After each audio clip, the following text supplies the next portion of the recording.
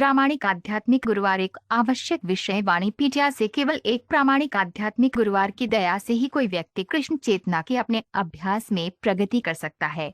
आध्यात्मिक गुरुवार सभी पतित बद्धात्माओं के लिए शुद्ध भक्ति सेवा के मंच पर आने के लिए एक कड़ी या मार्ग है। आध्यात्मिक गुरुवार को प्रसन्न करने से भगवान हमसे प्रसन्न होते हैं और हम पर अपनी दया बरसाते हैं।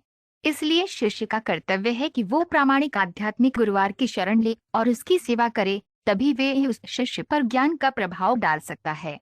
श्रील प्रभुपाद की पुस्तकें, व्याख्यान, वार्तालाप और पत्र इस आवश्यक विषय की व्यापक प्रस्तुति प्रदान करते हैं, जैसा कि वाणी कोट्स बोनाफाइड स्पिरिचुअल मास्टर श्रेणी में देखा गया है। उनकी पुस्तकों का एक परिचय निम्नलिखित 9 उद्धरणों में दिया गया है।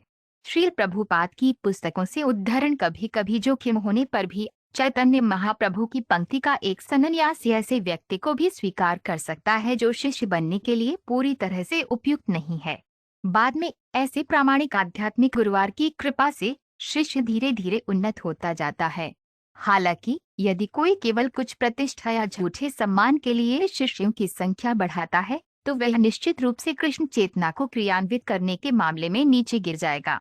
इसी प्रकार एक प्रामाणिक आध्यात्मिक गुरुवार को केवल अपनी दक्षता दिखाने के लिए या विभिन्न स्थानों पर व्याख्यान देकर लोकप्रियता प्राप्त करने के लिए कई किताबें पढ़ने का कोई अधिकार नहीं है। भक्ति का अमृत अध्याय 7। किसी प्रामाणिक गुरुवार या आध्यात्मिक गुरुवार के पास जाना आवश्यक है। प्रामाणिक आध्यात्मिक गुरुवार वह है जिसने अपने गुरुवार की दया प्राप्त की है, जो बदले में प्रामाणिक है क्योंकि उसे अपने गुरुवार की दया प्राप्त हुई है। इसे परंपरा प्रणाली कहा जाता है। जब तक कोई इस परंपरा प्रणाली का पालन नहीं करता, उसे प्राप्त मंत्र का जाप बिना किसी उद्देश्य के किया जाएगा। आजकल बहुत सारे दुष्ट गुरुवार हैं जो अपने मंत्रों का निर्माण आध्यात्मिक उन्नति के लिए नहीं बल्कि भौतिक उन्नति के लिए करते हैं। फिर भी मंत्र निर्मित होने पर सफल नहीं हो सकता। श्रीमद्भागवत 8.1.6.24 दियातम शब्द का अर्थ है कि कृष्ण चेतना का ज्ञान आध्यात्मिक गुरुवार द्वारा प्रदान किया जाना चाहिए। आध्यात्मिक गुरुवार को ऐसे शिष्य को स्वीकार नहीं करना चाहिए जो योग्य न हो, उसे पेशेवर नहीं होना चाहिए और आर्थिक लाभ के लिए शिष्यों को स्वीकार नहीं करना चाहिए। प्रामाणिक आध्यात्मिक गुरुवार को उस व्यक्ति के प्रामाणिक गुणों को अवश्य देखना चाहिए जिसे वह दीक्षा देने जा रहा है। अयोग्य व्यक्ति को दीक्षा नहीं देनी चाहिए। श्रीमद्भागवत 3.32-42 एक प्रामाणिक आध्यात्मिक गुरुवार से परामर्श करने का अर्थ है व्यक्तिगत रूप से भगवान के परम व्यक्तित्व से परामर्श करना। अतः मनुष्य को ऐसे प्रामाणिक आध्यात्मिक गुरुवार की शरण लेनी चाहिए। जीवन में सफलता का अर्थ है एक ऐसे आध्यात्मिक गुरुवार को स्वीकार करना जो कृष्ण को एकमात्र परम प्रिय व्यक्तित्व के रूप में जानता हो। मनुष्य को भगवान के ऐसे गोपनीय भक्त की पूजा करनी चाहिए। श्रीमद्भागवत 4.29-51 एक भक्त को एक प्रामाणिक आध्यात्मिक गुरुवार के मार्गदर्शन में भक्ति सेवा का सही निर्वहन करना चाहिए और केवल औपचारिकताओं तक ही सीमित नहीं रहना चाहिए। प्रामाणिक आध्यात्मिक गुरुवार के निर्देशन में व्यक्ति को यह देखना चाहिए कि कितनी सेवा की जा रही है, न कि केवल अनुष्ठानों के मामले में। एक भक्त को किसी भी चीज की लालसा नहीं करनी चाहिए, बल्कि उसे उन चीजों से संतुष्ट रहना चाहिए जो भगवान की इच्छा से स्वचालित रूप से उसके पास आ सकती हैं। श्रीमद्भागवत 2.8-21 तथाकथित शिक्षा से फूले हुए व्यक्ति में विनम्रता नहीं होती और इसलिए वह किसी प्रामाणिक आध्यात्मिक गुरुवार की शरण नहीं लेता।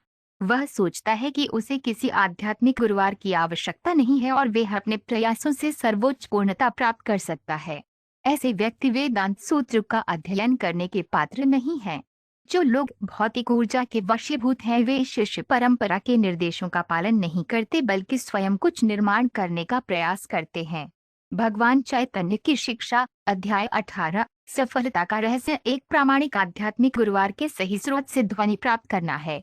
सांसारिक निर्मित ध्वनि में कोई शक्ति नहीं होती है और इस तरह किसी अनधिकृत व्यक्ति से प्राप्त प्रतीत होने वाली पारलौकिक ध्वनि में भी कोई शक्ति नहीं होती है।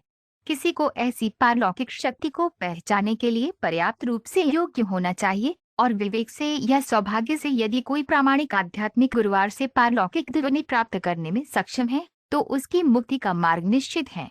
श्रीमद्भागवत 2.9-8 भगवान चैतन्य के भक्तों को दुनिया के हर गांव और कस्बे में कृष्ण चेतना का प्रचार करना चाहिए।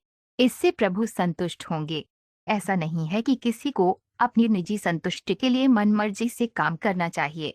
ये आदेश परंपरा प्रणाली के माध्यम से आता है और आध्यात्मिक गुरुवार इन आदेशों को शिष्य को प्रस्तुत करता है ताकि वह श्री चैतन्य महाप्रभु के संदेश को फैला सके। प्रामाणिक आध्यात्मिक गुरुवार के आदेश का पालन करना और भगवान चैतन्य के संदेश को पूरी दुनिया में फैलाना प्रत्येक शिष्य का कर्तव्य है। चैतन्य चरितामृत मध्य लीला 16.64 गुरुवार या प्रामाणिक आध्यात्मिक गुरुवार सभी प्रामाणिक वैदिक साहित्य के संदर्भ में शिष्य को सही मार्ग पर सिखाने में सक्षम है। वह छात्र को भ्रमित करने के लिए शब्दों की बाजीगरी करने का प्रयास नहीं करता।